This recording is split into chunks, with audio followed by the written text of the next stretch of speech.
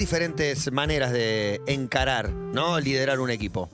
Sí, de hecho, en la venta que hicimos en las redes sociales salía mucho un mal jefe no es líder, y ahí hay varias cosas para decir porque hay de repente líderes negativos.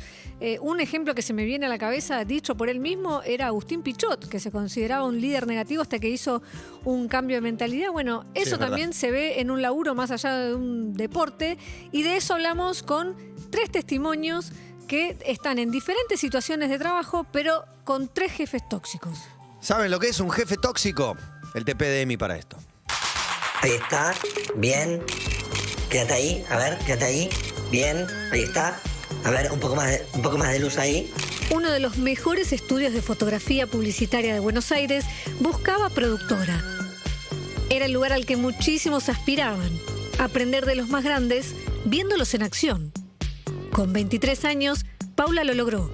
Era la elegida. Era todo el tiempo recibir insultos de que era una inútil, de que no iba a poder hacer el trabajo. Me habían convencido de que ellos me estaban haciendo un favor dándome trabajo, de que con toda la gente que quería trabajar en el rubro yo tenía que estar agradecida que ellos me habían elegido a mí a pesar de lo inútil que era. Estaba agradecida y algo más. Yo en el momento me lo creía y era como que lo tomaba para tener más fuerzas, para demostrarles que yo realmente podía hacer el trabajo y que yo realmente podía ser buena en lo que hacía. ¿Cómo se genera un ambiente tóxico de trabajo?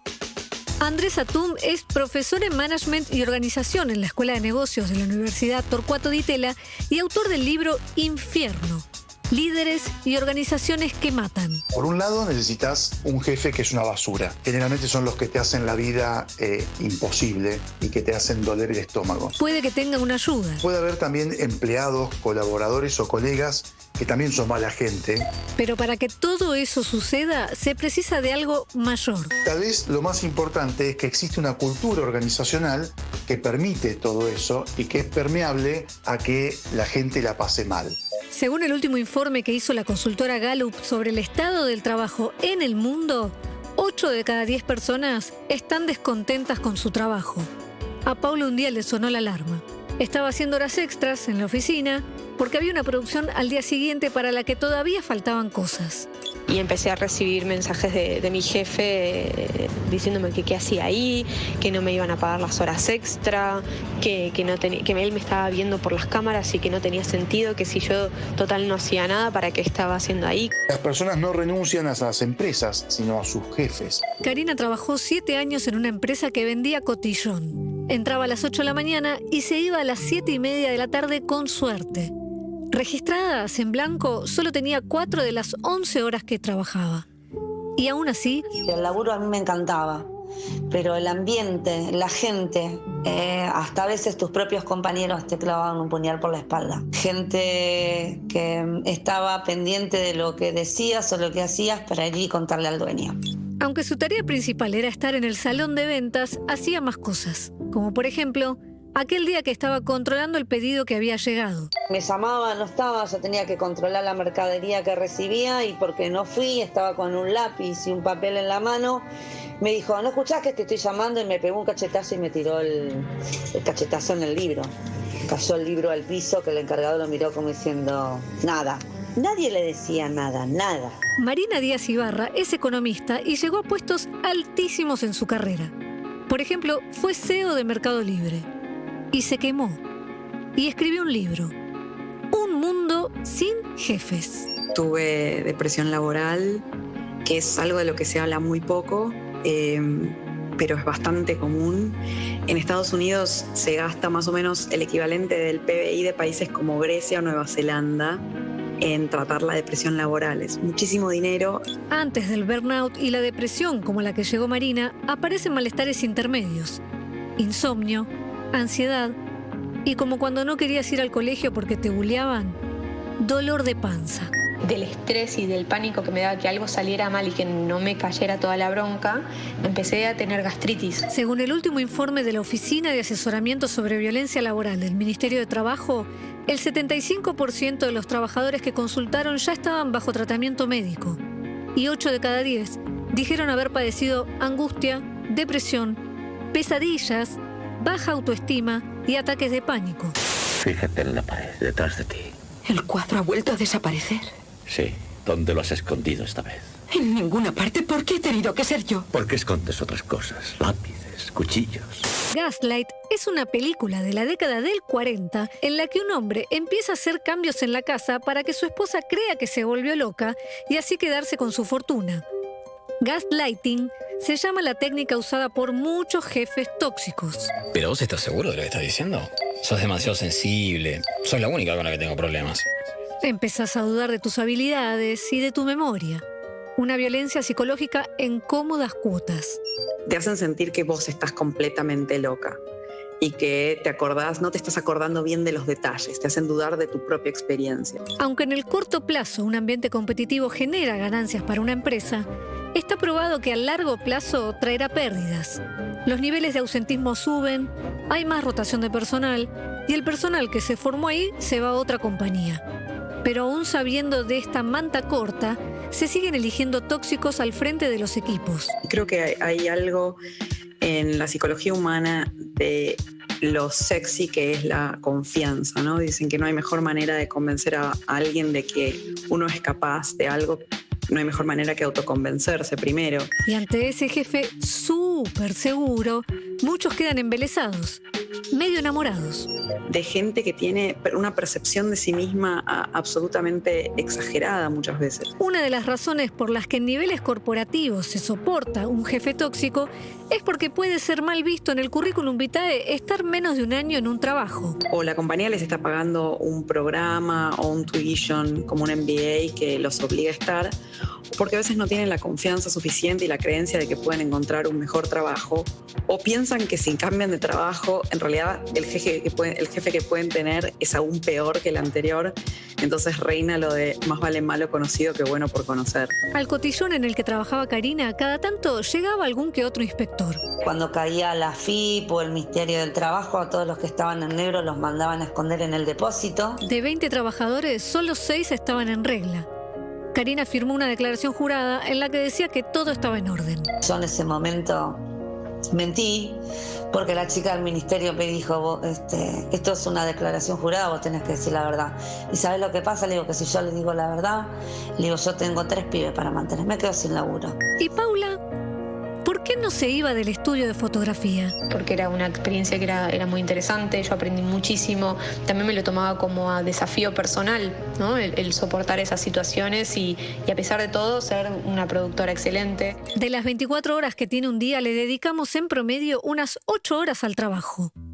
1:30 o 2 las perdemos en ir y venir de la oficina y otras 7 las pasamos durmiendo.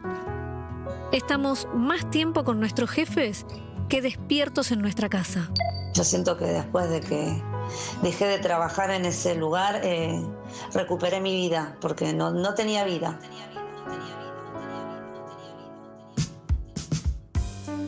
Tremendo el combo de situaciones, porque jefe tóxico, por un lado, diferentes biotipos de jefe tóxico, pero maltrato laboral podría ser el tópico también. En un país, nada menor, lo que voy a decir, con una inflación del 50% y con una informalidad enorme y con una desocupación también creciente y muy grande, ¿no? Esta es la otra parte, es el contexto. O sea, no podés soltar el trabajo que tenés porque de pedo por ahí lo conseguiste y porque te tiene agarrado a la vida. Me parece que hay desde maltratos totalmente naturalizados hasta perversiones. Este que quiere volver loca a la empleada es una perversión, o sea, es una psicopateada que la verdad yo no la conocía, a pesar de haber visto y tenido jefe psicópata. Psicópata, te hablo de alguien que maltrata y humilla delante de los demás, que hace guachadas realmente a todo el mundo. Me parece que está el jefe tóxico y está el jefe que es funcional a la toxicidad del ambiente que plantea la empresa. Y eso suele pasar con la aspiracionalidad. Me parece que hay 2 tipos de aspiracionalidades también. La aspiracionalidad porque necesitas la plata y la aspiracionalidad de este estudio de fotografía donde estaba la chica que claramente no se iba a bajar, no solamente por la oportunidad económica, sino porque estás acá. Y en muchos laburos te hacen un buen sentir estudio, eso. Claro, sos un privilegiado. Sí. Y te premio dándote el doble de trabajo. Sí. Y ningún cambio en la paga. Y esperando que en algún momento eso cambie, que se configure de otra manera, porque ya llega hasta acá y quizás esto se convierta en otra cosa, pero que en realidad se va erosionando cada vez más esa toxicidad. Y hay un culto también en cierto tipo de laburo. Si querés en la televisión de otro tiempo, quizás pasaba. A mí me llamaba la atención porque no había, éramos todos de 20 y pico, los que cuando yo laburaba hace muchos años, pero me llamaba la atención que no veía tipos de 40 y pico en donde yo trabajaba. Sí. Y claro, me daba cuenta que también había, en un momento, un montón de gente que quería cambiar, quería, viste. Tenés que irte de ahí. Tenés que buscar otra cosa, No otra querés salida, estar otro. mal. Sí, y no aplica todos los ejemplos para todo, porque entiendo que se buscó investigar la figura del jefe tóxico, pero la sentencia de renunciás a los jefes y no a los trabajos es para alguna porción. Hay muchos lugares donde renunciás a una empresa, tenés un jefe bárbaro, pero no aguantás más esa empresa. Y también digo, no hay un solo modelo de por qué fracasan a veces los vínculos laborales. No, lo que pasa es que también hay veces que, y hablo en primera persona, a veces te quedás en algunos trabajos porque tenés un buen jefe, a pesar También. del clima de lo que está por arriba de tu jefe. Lo que me contaba Paula, por ejemplo, la chica que trabajaba en este estudio, le hacían, también le ponían pruebas, le pedían cosas imposibles, tipo de un día para el otro un tucán, para ver si lo conseguía, y lo conseguía y no lo usaban. Eso eran pruebas para... Y ella decía, pero lo conseguí. Y dice, lo conseguiste, qué bueno. Y no era que lo querían usar, querían poner la prueba, pero tampoco había una felicitación porque lo había logrado en menos de 24 horas conseguir un tucán para sacarle una foto. Sí, hay lógicas de laburo, ¿no? También hay laburos donde nunca te dicen que está bien lo que haces.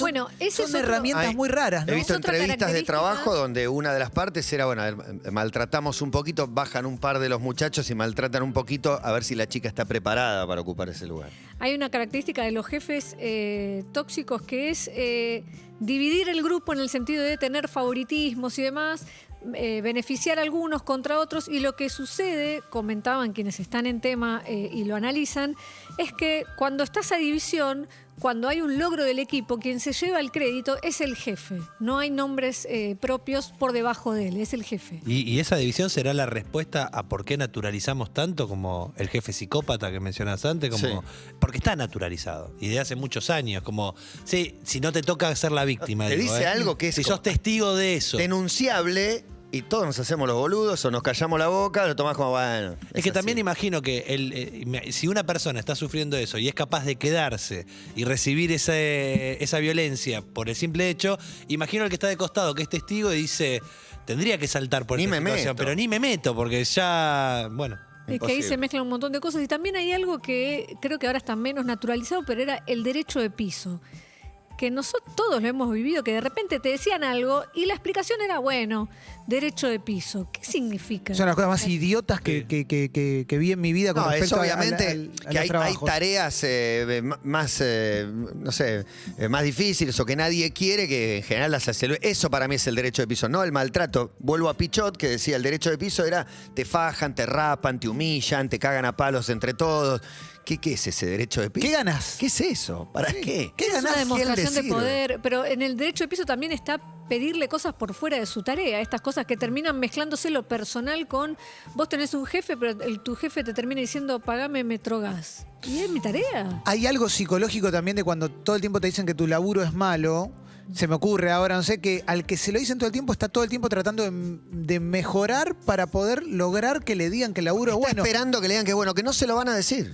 No Nunca. se lo dicen Pase lo que nunca. pase. Sí, es raro. Pero ahí Sí. funciona él también desde el lado del jefe, es para sacar lo mejor de vos, presionarte para intentar sacar lo mejor de vos. Lo que termina pasando, y son los números que muestran las grandes empresas, es esto, el nivel de ausentismo, el nivel de partes por enfermedad, el nivel de gente que se va y que una empresa invierte en capacitar a su personal y después se van a otra empresa. Todo eso son a la larga pérdidas, pero que tiene que ver también, me lo decía Marina, es que las pocas empresas que intentaron cambiar su cultura tienen que contratar a un tercero porque tienen que hacer un mea culpa. Porque en algún momento o te hiciste el sonso o sos parte de la cosa. Y no termina cambiando porque termina siendo una decisión ética que tenés que tomar a largo plazo, y siempre estamos mirando al corto plazo en todos los órdenes de la vida y en eso también. Entonces, mientras siga dando un poco de guita, que se vayan quemando y después vemos un teléfono para dar y un mail. Es importante porque esta cosa depende del laburo que estés, hay una gerencia de recursos humanos, podés ir, podés hablar, deberías poder hablar tranquilo y y en anonimato, o sea, no que vayan a decirle a tu jefe automáticamente que fuiste a hablar de él. Puedes hablar con tu gremio si tenés un gremio al que pertenezcas, y si no, la Oficina de Asesoramiento sobre la Violencia Laboral, que es del Ministerio de Trabajo. Después lo vamos a poner en las redes, pero hay un mail que ahí puedes hacer la denuncia y que te ayuden a ver cómo tenés que seguir. Es violencialaboral@trabajo.gov.ar, y también hay un teléfono, ahora lo vamos a poner en las redes. Pueden chequear todo el muy interesante sumario de TPs que nos está entregando Emi cada semana. Ahí en Spotify lo pueden escuchar. La verdad que vale la pena. ¿Dijiste ministerio? Bueno, vamos a hacer una pausa. Vamos a poner una canción. Pero después vamos a hacer un pequeño pantallazo del primer coletazo de los resultados de las PASO. Bueno, había dicho Leandro Santoro que Alberto iba a hacer anuncios el jueves. Bueno, hoy es el miércoles previo a esos anuncios. Está más caliente, imposible. Así que canción, y en un ratito repasamos el gran quilombo que hay en la Casa Rosada en este momento después del cachetazo que significaron las últimas PASO. Amo esta canción, amo esta banda. Nos levanta después de Jefes Tóxicos y antes del quilombo.